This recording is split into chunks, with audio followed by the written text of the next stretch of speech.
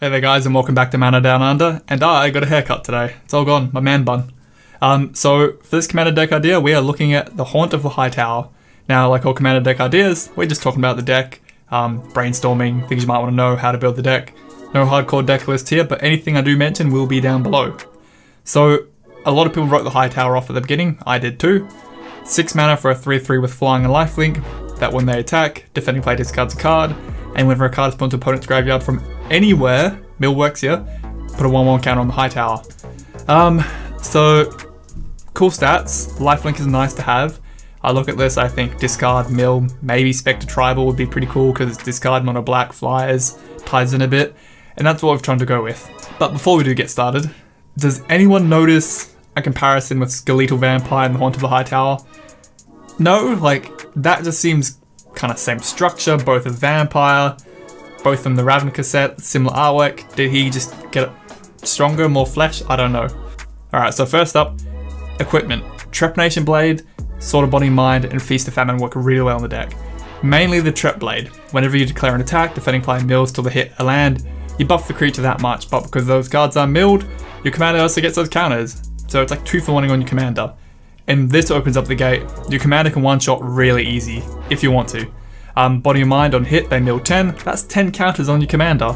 Feast of Famine is expensive, and it doesn't do as well as these two, so if you want to skip it, you can. But when it hits them, they discard a card, and you untap all your lands. The untapping lands is pretty broken, but you don't need that in this deck. Now onto mill. Mono black doesn't mill too well, so we get a nice passive mill throw on artifacts. Alter the Brood, passive mill through the game. Mindcrank, whenever they take damage, they mill that much. This is a combo with Bloodchieft Ascension later on. The Orb, if anyone untaps a permanent, they mill 1. That includes us, so be careful. And Keating Stone, one of my favourites. Pay 5, tap, double up their graveyard essentially. Declare your attacks before blocks or after blocks, whatever you need to do. Tap that Keating Stone, double up your commander, hopefully, maybe more, we'll see. So before we get onto the Spectre Tribal, Cover of Darkness and Larceny are a thing together. Choose a creature type, probably Spectre, or your commander if you have to. Creatures of the chosen type have fear, means they cannot be blocked except by artifact or black. Larceny, whenever the creature hits a player, they discard a card. Well, that's what Spectres already do, so now they get 2 instances of it. First up, Hypnotic Specter from good old Alpha back in the day.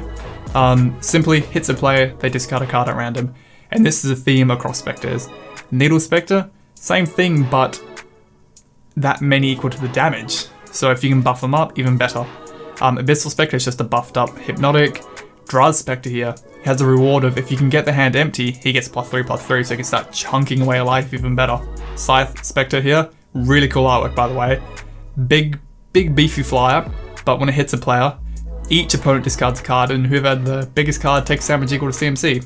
Good multi-way game. Silent Specter with cool artwork as well. Double or nothing really. The empty one, if they can't discard a card, you draw a card. That's very unique for Spectre. And then Fell Specter, which is different. When he enters the battlefield, each opponent discards a card.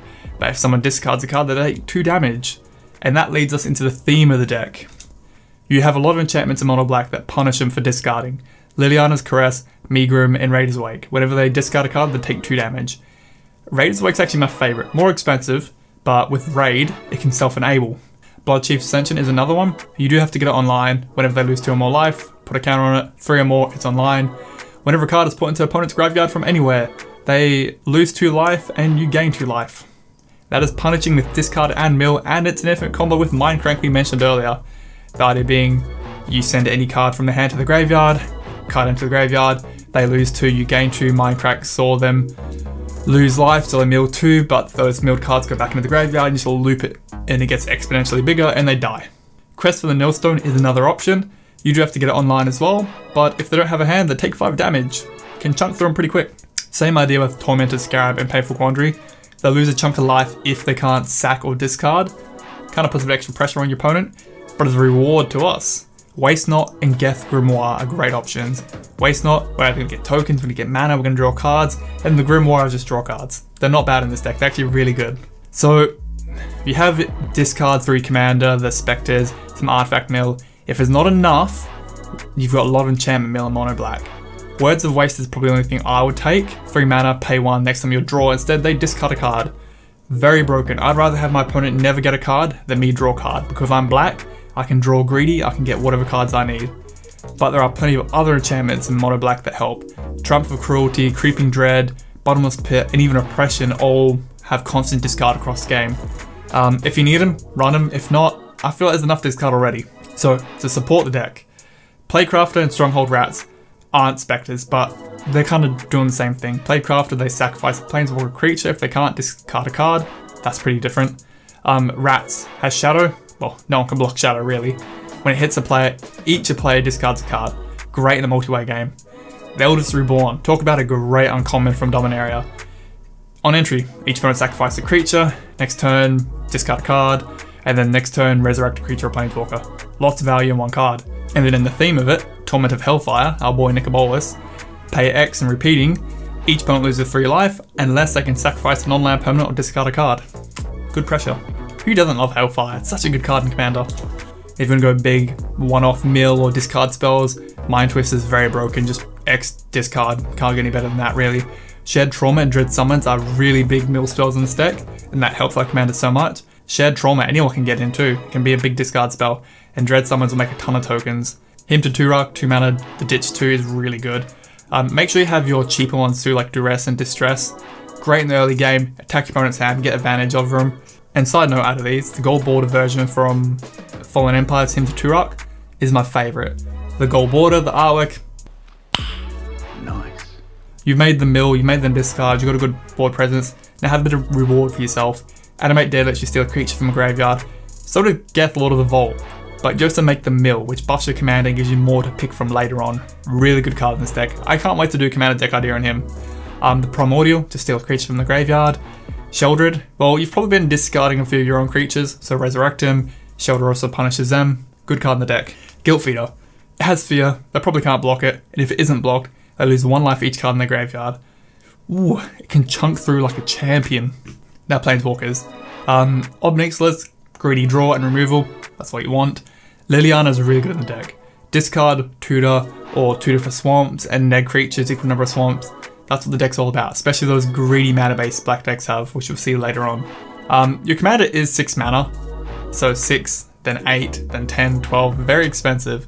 So protecting it isn't the worst idea, so get your booties in here, get the cloak is really good, having that unblockable part, and the hammer. Giving him indestructible and a bit of a buff is nice. Now, you gotta do what black does well. You gotta be greedy. Have that greedy draw and that greedy mana base. For your draw, cards like Actual Greed, the Bloodfast, and Erebos, the God of the Dead, are great. You pay life to draw cards. We have a lot of life to play with. Our commander is a big beater with lifelink. We have lots to play with. Be greedy. And don't forget your big draw spells that lose life but draw you more. They're great in this deck. Ambitious Cost and Promise of Power. Way you go. And do that thing that black decks do well. Double, triple your mana base. Your Cabal lands, Magus of the Coffer, the Revenant, and Cryptgeist all double up the swamps.